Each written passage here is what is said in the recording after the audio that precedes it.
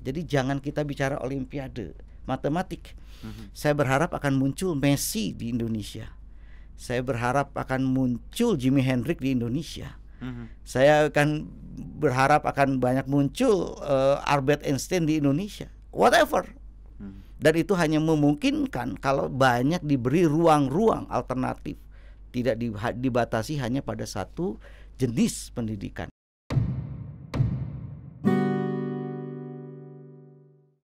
Ya, izinkan kawan-kawan kami buka masker dulu ya. Kita cukup berjarak cukup jauh lah. Okay. Insya Allah cukup aman ya, biar ngobrolnya teungap teuing. Teungap teuing geuningan lahnya. Nah, kawan-kawan, jumpa lagi dengan saya Tri Irwanda di kanal Indonesia Tanpa Stigma. Dan kalau ngobrol sama kawan saya yang satu ini, itu sebetulnya banyak hal yang bisa kita obrolin. Soalnya segala bisa jelema teh. Mau ngobrolin soal HIV. Saya ingat betul tahun 90-an di Bandung, 90-an lah pertengahannya, 95, 96 itu saya bahkan diperkenalkan pada isu HIV dan AIDS oleh beliau. Kemudian kalau selain ngomong soal HIV juga, kalau mau ngomongin soal pendidikan, bisa oke. Karena bertahun-tahun banyak orang mengenal beliau sebagai aktivis pendidikan. Banyak lembaga yang sering meminta semacam kajian atau pandangan-pandangan dari kawan saya ini untuk melihat soal pendidikan di masyarakat, seperti apa sih yang ideal, atau mungkin ada kesenjangan atau seperti apalah bentuknya. Itu yang sering juga dibicarakan. Jadi kalau mau ngomongin CV-nya, saya khawatir durasi kita akan habis dengan hanya ngomongin dari A sampai Z. Cukup pula mujinanya. Cukup pulanya bisi lebay teuing mujinanya. Oke. Selamat sore Dan Satriana. Selamat sore Kang Tri. Terima kasih saya sudah diundang ke tempat yang nyaman ini. Saya pengen ngobrolin dulu karena kita tuh kan lagi ini nih. Awal Mei biasa. 1 Mei mah Hari Buruh, 2 Mei aya naon? Hari Pendidikan Nasional. Ya. Nah, kawan-kawan, kita akan ngobrolin dulu soal Hari Pendidikan karena tadi di awal saya udah bilang bahwa Dan Satriana ini sangat aktif dan sangat perhatian pada isu pendidikan. Sementara kita tahu di masa pandemi seperti sekarang, kan pendidikan orang katanya udah banyak yang ya anak-anak sekolah juga sudah enggak di rumah. Jadi sekolahnya lewat online, daring. Kemudian juga di beberapa tempat saya dengar ada mulai boleh tatap muka. Tapi bukannya tanpa risiko itu kan. Di beberapa daerah Sumatera saya baca beritanya, ada malah yang jadi mulai ada terinfeksi malah oleh COVID. Kemudian mahasiswa juga sama, mengalami beberapa hal yang berbeda lah saat belajar. Dan isu pendidikan di tahun sekarang, di hari ini, kita udah 1 tahun ngalamin pandemi seperti ini. Apa sih dari isu pendidikan yang paling penting untuk kita perhatikan sekarang dengan kondisi belajar yang seperti sekarang ini? Mang, gini Mang, yang perlu kita cermati, kita refleksi 1 tahun pandemi ini, itu kita harus mengakui pendidikan kita yang dibangun puluhan tahun ini gagal. Iya, kita sangat tergantung kepada yang namanya ruang kelas, kita sangat tergantung kepada yang namanya tatap muka, sehingga begitu ada masalah yang tidak memungkinkan, kita menganggap pendidikan tidak berjalan. Nah, ini yang seharusnya jadi pelajaran penting. Itu yang menurut saya harusnya direnungkan tepat pada tanggal 2 Mei nanti yang katanya punya tema merdeka. Ya, kita ternyata tidak merdeka. Dari pendidikan itu selalu identik dengan ruangan kelas. Pendidikan selalu identik dengan kegiatan tatap muka yang harus dibantu dengan alat-alat pembelajaran yang ada di depan muka. Sehingga begitu COVID, kita ditunjukkan bahwa yang dibangun bertahun-tahun gagal menjawab berbagai perkembangan dan dinamika yang spontan. Dan sedih lagi Mang, ya tadi kita setahun ini menurut saya sia-sia karena kita nggak belajar dari COVID ini. Kan proses belajar mengajar anak-anak, anak SMA, mungkin kalau kalian juga anak SMA, belajar juga kan di rumah, ada guru online. Saya sering lihat juga lah ponakan saya, alo saya. Kan pada belajarnya sekarang pakai gadget. Itu kan proses belajar juga. Apa yang gagal di situ? Ya, yang gagal bukan anak-anak. Dalam berbagai kajian, anak-anak sekarang itu lebih mudah beradaptasi dengan pembelajaran daring. Yang stres mah seumuran kita, Kang, guru nah jeung orang tua seumuran didinya eta. Saya mah seumuran gitu kan? prima mah tuh masih kene. Betul. Oke. Jadi yang paling tidak bisa beradaptasi dan mendapat masalah langsung dari kondisi COVID ini dalam konteks pendidikan justru orang tua dengan guru. Guru yang tidak bisa mengembangkan atau tidak terbiasa mengembangkan berbagai metode pembelajaran. Oke. Gitu. Yang Diko maksud mereka gagap. Yes. Karena mereka tidak kaya dengan berbagai metodologi pembelajaran. Orang tua juga sudah terbiasa dalam tanda kutip menyerahkan persoalan pendidikan ini kepada institusi yang namanya sekolah. Begitu kembali pembelajaran itu di dalam rumah, gagap juga orang tua mendampingi anaknya. Begitu guru tidak berada di depan siswa dan tidak memegang alat-alat pembelajaran konvensional, gagap juga guru. Siswa nggak ada masalah.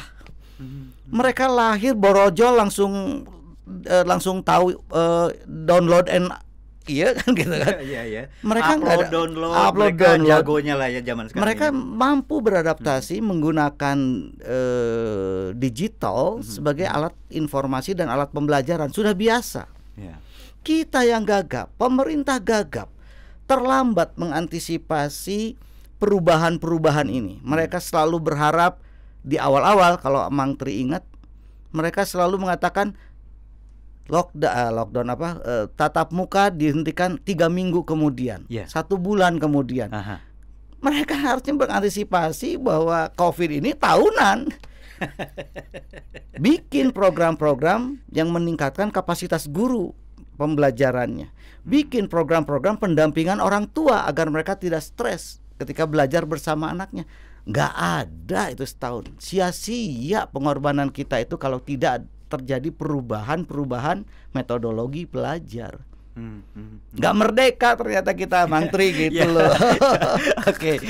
Yoi, hasilnya ngobrol jeung aktivis deh. Jadi ada hal-hal kritis yang pada akhirnya menjadi mengagetkan kita semua sebetulnya. Ternyata gagal sistem yang ada selama ini. Oke. Bukan hal yang aneh di kita itu mengenal pendidikan jarak jauh. Ada yang namanya pendidikan layanan khusus, misalnya untuk teman-teman yang punya kebutuhan khusus. Disabilitas ya, difabel ya misalnya. Itu pendidikan khusus. Kalau layanan khusus misalnya jarak jauh yang tempatnya terpencil karena bencana. Kita juga pasti Mang Tri hafal pendidikan luar sekolah. Pengalaman-pengalaman itu harusnya menjadi modal kita untuk memperbaiki pendidikan formal kita yang sejak awal sangat tergantung pada urusan yang namanya sekolahan dan kelas. Pendidikan luar sekolah malah lebih merdeka. Pendidikan layanan kebutuhan khusus dan layanan itu bisa lebih berjalan dengan fleksibel karena mereka tidak tersekat oleh yang namanya ruangan atau sekolahan itu gitu. Jadi sebetulnya kalau saya mendengar paparan tadi Mang Dan tadi sampaikan, justru dengan adanya sekolah, justru dengan adanya alat bantu belajar mengajar seperti itu, malah membuat itu jadi terikat dan kita tidak kreatif lagi, itu maksudnya? Terbalik, alat belajar itu harusnya banyak, baik di rumah, semua bisa dipakai sebagai alat belajar. Gurunya yang terpenjara bahwa seolah-olah belajar itu harus di dalam kelas dengan menggunakan alat-alat belajar tertentu saja. Begitu muridnya berada di rumah, punya terigu, sulit dia menjelaskan matematik. Ya kan? Begitu muridnya ada di rumah, sulit dia menjelaskan PPKN. Padahal kalau dia kaya, belajar bisa di mana saja. Semua bisa menjadi alat belajar, bisa menjadi materi belajar.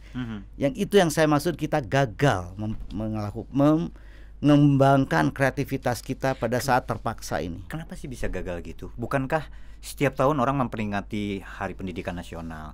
Bukankah pandemi atau wabah ini baru setahun? Kalau nggak ada wabah, mungkin kita nggak tersadarkan dengan ini ya. Iya. Kagetnya nggak seperti ini gitu ya. Iya. Tapi kan ini udah tiap tahun ada Hari Pendidikan Nasional, orang memaknai itu tiap tahun. Kok bisa gagal, Mang? Ya yang gagal ya, Tetap gagal gitu maksudnya. Kenapa sih? ya karena kita memaknai pendidikan, Terubah, gitu aja. ya kita sesat secara berjamaah gitu lah. Coba lihat keluhan semua orang tua, kenapa mereka sekarang ingin ke sekolah? Karena mereka pusing, ya kan? Iya. Mendampingi anak dengan berbagai alasan. Mereka lupa. Jadi selama ini mereka itu menyerahkan semua persoalan ke sekolah. Mereka tidak merasa bertanggung jawab sebagai bagian dari pendidikan itu sendiri. Ini salah satu contoh sesat berjamaah. Jadi sekolah teh bukan ingin anak pinter, nitipkan anak supaya teu nyusahkeun urang gitu kan. Indung bapak nama bisa main HP gitu. Ini sebagian tentu saja ya. Tapi gitu kan. Karena mengalami kan. Punten ya. Ya, sok. Masih kena nyambung.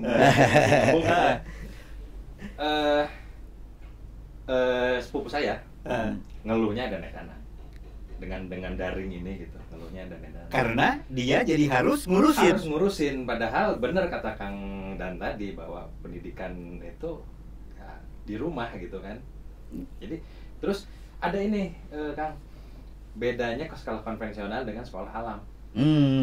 Orang tua yang anaknya di sekolah alam itu lebih santai. Karena mereka sehari-hari tidak tersekat ruang yang seperti Kang Dan tadi. Ruang fisik ya. Ruang fisik maupun ruang metodologis gitu Ruang kan. berpikir dan seterusnya Iya. gitu ya. Itu saya alami sendiri. Anak saya sekolahnya di sekolah semi alam lah ya. Saya bandingin dengan teman-teman saya yang sekolah konvensional. Mereka kayaknya ribet banget. Tapi alhamdulillah saya ya bisa lebih santai lah menghadapinya gitu. Oke. Dengan pembelajaran jarak jauh ini gitu. Ya. Itu realita ya yang Ya dan sayangnya, pengalaman gitu. ya sayangnya mungkin nggak semua orang seperti orang tua itu, nggak seperti Prima kawan kita barusan, nggak semuanya begitu gitu, mengalami pengalaman yang sama, nggak semuanya. Malah Kang Prima tuh anomali di antara orang tua yang lain Iya, gitu loh. bisa jadi kan? Ya karena kita udah di set. Saya bilang kita sejak awal, kenapa Anda bilang bertahun-tahun kita gagal? Karena yang gagal tuh settingnya, arahannya. Coba lihat ujian nasional mengidolakan akademik. Dari dulu Anda pasti anak IPA lebih bagus daripada anak IPS. Ada sekolah favorit. Dibully orang betul kan? budak IPS. Betul kan? Ada sekolah favorit sampai sekarang. Artinya memang settingnya yang salah. Jadi begitu setting ini kena tsunami yang namanya corona, kita gagap semua. Yang tidak gagap siapa? Anak-anak. Itu masa depan kita. Relax mereka, happy-happy aja. 4 jam sekolah, 2 jam sekolah. Anak mah relax, justru orang tua yang stres malah ya. Iya, anak saya jadi bodoh, ketinggalan matematik. Anak mah teu peduli, dia mah happy. Bisa saya sekali lagi, ada memang kasuisis anak yang katakanlah stres, anak yang itu tidak menghindari. Tapi itu kasuistis, kita harus lihat dalam setting yang lebih mikro, bagaimana kondisi rumah, bagaimana kondisi hubungan sosial dan lain-lain. Tapi secara general, secara psikis, anak-anak memang sudah siap dengan kondisi ini. Mereka meskipun sekolah, tapi sebagian besar informasi mereka sudah mereka peroleh sendiri melalui gadget, meskipun tidak dalam situasi corona. Informasi apapun mereka sudah lebih banyak mereka peroleh daripada di sekolah. Jadi begitu sekolah tutup, mereka sebenarnya kehilangan hanya sekian persen. Tapi gini loh, sorry bukan sok mendebat, tapi bukankah ada persoalan-persoalan lain? Misalnya gini, sekolah itu bukan hanya persoalan belajar, bukan hanya anak bukan hanya belajar, bukan hanya mendapat informasi atau pendidikan dari guru. Tapi di sekolah juga lah anak-anak mendapatkan teman, bergaul. Nah, bukankah sebagian anak juga mengeluhkan tentang dia udah lama nggak ketemu temennya? Bukankah berteman, bergaul, main di lapangan itu sesuatu yang menyehatkan? Punten Kang, punten di debat pengalaman pribadi. Soal Kang Prima.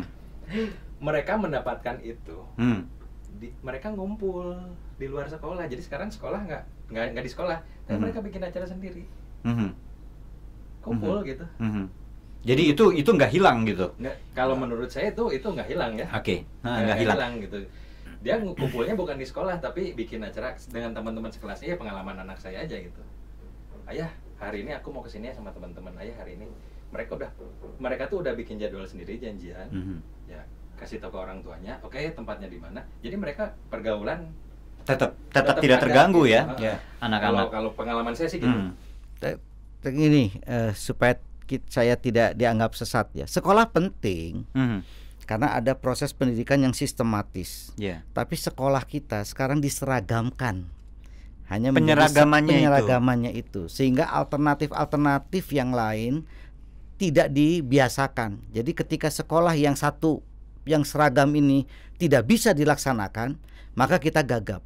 Nah, tapi kita tadi dari cerita Kang Prima, sekolah alam alternatif ada banyak beberapa sekolah yang mencari bentuk alternatif. Dia relatif tidak terlalu terdampak terlalu besar. Itu yang saya ingin sampaikan. Nah, termasuk tadi pergaulan, ya nggak ada masalah anak itu. Justru sekolah yang seringkali membatasi pergaulan dengan 8 jam di bimbel, 8 jam di sekolah, baturana 4L, lu lagi gitu loh. Karunya barudaknya. Padahal dia punya teman baik di maya maupun di kompleks maupun di mana yang harusnya menjadi bagian dari pertumbuhan dia. Jadi ini yang menurut saya hikmah ya dan tepat ketika tema ke depan mari bergerak untuk merdeka belajar. Ya, saya akan tantang mereka untuk menyelesaikan kegagapan guru dan kegagapan orang tua karena saya yakin Covid tidak selesai dalam jangka waktu 1-2 minggu ke depan kan gitu. Pemerintah harus merubah orientasi berharap tatap muka menjadi memperbaiki pembelajaran jarak jauh yang lebih serius dengan meningkatkan kapasitas guru dan membuat program mendampingi anak dan orang tua agar mereka bisa terlibat dalam pembelajaran yang menyenangkan. Nah, itu dia. Itu investnya harusnya di sana gitu. Nah, saya nangkap sesuatu yang menarik dari yang Diko sampaikan tadi. Belajar itu menyenangkan harusnya ya. Tapi ya seringkali kalau misalnya orang tua bahkan ya seperti bukan harus mereduksi masalah ini hanya pada orang tua. Tadi kan orang tua kan sudah digambarkan mereka jadi apa ya, katakan saja jadi keberatan lah, jadi gagap sendiri di rumah jadi nguruskeun. Pada baheula mah keun bae da geus disakolahkeun ada orang tua, ada guru di sana yang ngurusin pendidikannya kan gitu. Sementara sekarang dia harus terlibat. Nah, bagaimana kemudian menurut Dan Satriana, bagaimana kemudian negara sebagai regulator ya bisa mengantisipasi ke depan harusnya. Kan kalau yang Anda sampaikan tadi harus begini, harus begitu tuh ideal semua. Sesuatu yang memang kondisinya, pokoknya faktanya seperti sekarang. Apa yang dari mana dulu harus diperbaiki? Oke. Ini yang kedua nih. Bencana ini tidak berhenti di sana. Juga pembelajaran daring itu adalah pembelajaran masa depan. Jadi memperbaiki proses ini karena terpaksa dalam tanda kutip pandemi. Sebenarnya kita sedang mempersiapkan masa depan pendidikan yang lebih dinamik, yang lebih kreatif dengan memanfaatkan daring. Nggak bisa dihindari. Itu yang pertama. Mulainya dari mana? Sederhana. Investasi pemerintah itu kepada peningkatan kapasitas guru di dalam mengembangkan metodologi dan teknik pembelajaran. Yang kedua, investasinya itu adalah membuat berbagai program pendampingan kepada orang tua. Kerjasamalah dengan psikolog, kerjasamalah dengan berbagai homeschooling yang sudah ada. Yakinkan bahwa orang tua itu memang bagian yang tidak terpisahkan dari pembelajaran. Justru selama ini mereka dipisahkan oleh kebijakan yang salah. Dorong lagi, cukup waktu 1 tahun untuk memperbaiki itu.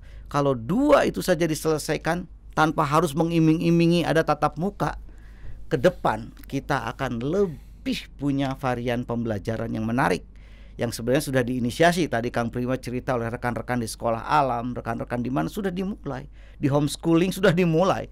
Nggak aneh, ini bukan pikiran saya yang baru, ini sudah dicoba oleh banyak orang. Pemerintahnya aja yang bebal, yang seolah-olah dia punya kebenaran yang seragam. Itu aja yang salah menurut saya. Akomodir aja. Oke. Lalu beralih ke tadi itu soal metodologi yang harusnya harusnya diperbaiki ya, harus direvisi di banyak hal kan. Nah, Tapi kemudian masuk ke persoalan yang baru nih. Apa? Walau gimana pun infrastruktur tuh belum merata, Bung. Lu Kumaha eta? sesat lagi. Hah. Siapa bilang bahwa pembelajaran jarak jauh itu selalu identik dengan digital? Mhm. Udah biasa, cek lah gitu kan. Homeschooling hanya ketemu satu kali, sisanya belajar bersama di rumah. Itu hal yang biasa. Kita aja yang lagi-lagi lebay seolah-olah pembelajaran jarak jauh itu digital. Enggak. Kasih modul, orang tua belajar bersama anak, modul membuat kue. Berapakah takarannya? 5 takaran terigu ditambah dengan 5 takaran telur berapa? That's matematik, tapi dilakukan dalam kegiatan sehari-hari bersama orang tua. Ya itulah belajar kan sebetulnya. Itulah belajar, meskipun terpaksa jarak jauh karena tidak ada didampingi dengan intensif oleh guru. Nah, yang sesat nomor 2 gara-gara ini seolah-olah daring. Jadi pemerintah menginvest mungkin triliun itu untuk beli pulsa, Iya. untuk membelikan gadget. No. Bukan itu poinnya ya. Harusnya investasinya ke pengayaan guru. Suruh guru gua kasih duit nulis cara bagaimana mengembangkan matematik sambil membuat kue. Sederhana itu. Ini lebay ya. Itu yang tadi Anda sampaikan.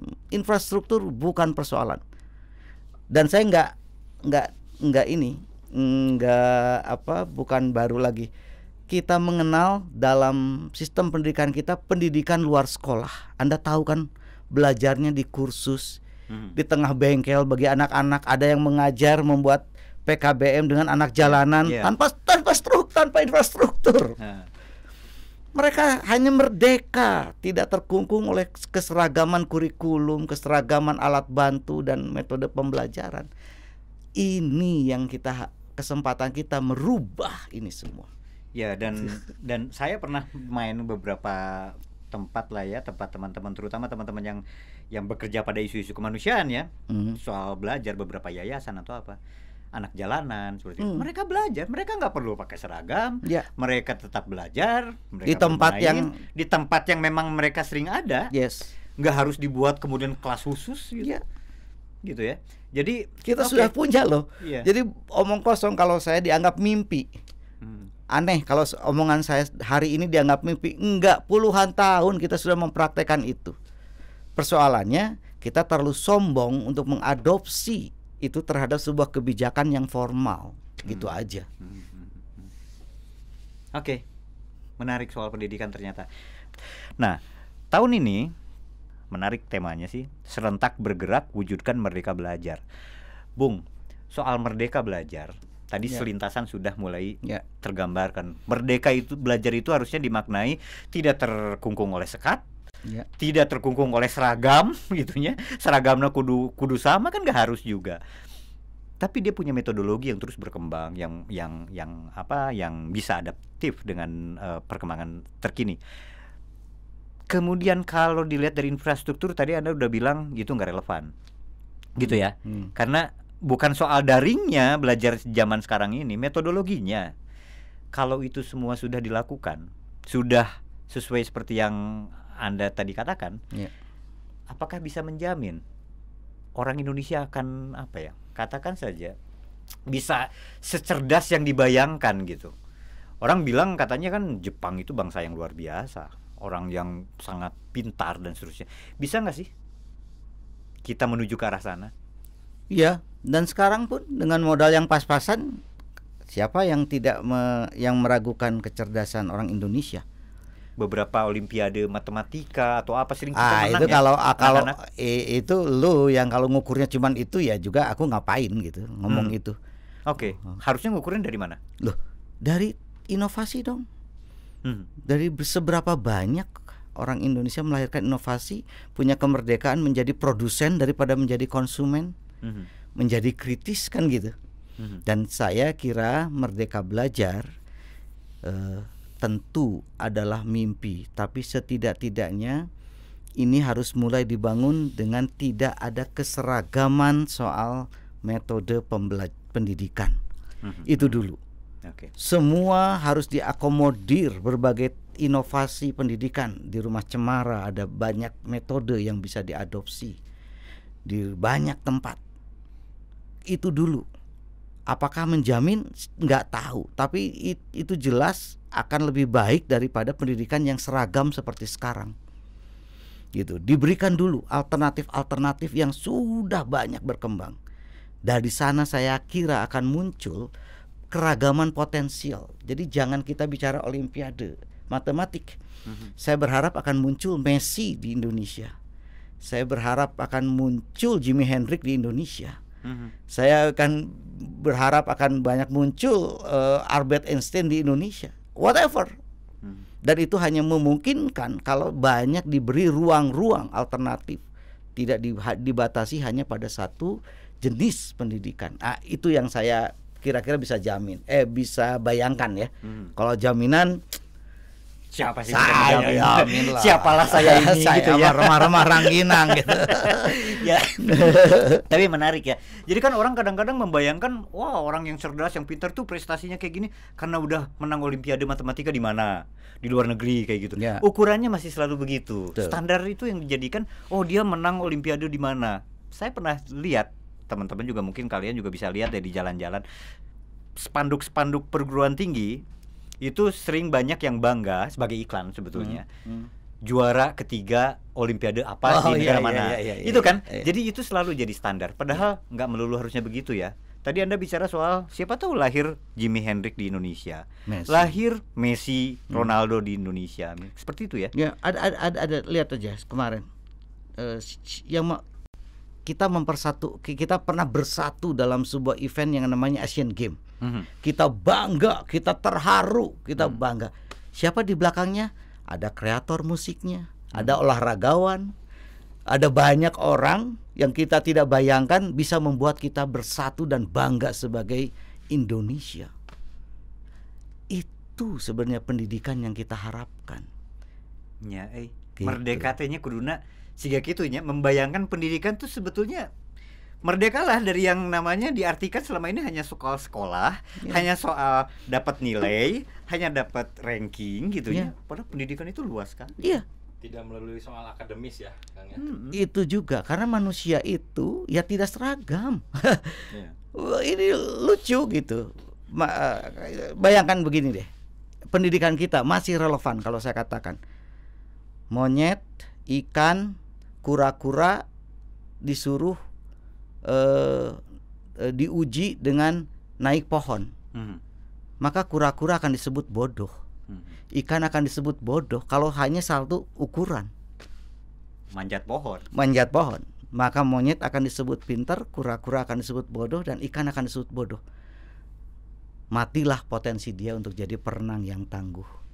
Matilah potensi dia untuk menjadi seorang penggulat yang tangguh, dan seterusnya dan seterusnya. Jadi hakikat pendidikan justru menciptakan potensi agar orang bisa memaksimalkan potensinya dan menjadi dirinya sendiri. Hilang, Kang. Aku mah dengan rasa hormat pada korban, saya merasa wabah ini telah memecut dan memberi saya sebuah pelajaran penting tentang pendidikan. Gagal pendidikan kita itu. Kita harus mengakui gagal. Kita harus merevisi ulang pemikiran kita tentang sekolahan, tentang pembelajaran di kelas. Jadi saya membayangkan nanti itu anak bebas. Saya mah hari ini nggak masuk, saya akan ikuti di YouTube. Saya hari ini nggak akan masuk karena saya akan membuat karya tertentu. Pertanggungjawaban saya nanti minggu depan saya akan tulisannya seperti ini. Gila, kita akan menemukan banyak potensi di sana. Ya. Harusnya ya merdekalah dari sekolah gitu ya. Iya. Bebaslah dari sekolah. Dan sekolahlah yang bebas gitu kan. Ya, dan seperti John Lennon, saya nggak sendirian karena sudah mulai banyak sekolah-sekolah yang mengembangkan sendiri metode-metode itu. Yang akan kita lihat hasilnya kemudian. Okay. Gitu. Ya menarik. Selamat Hari Pendidikan Nasional.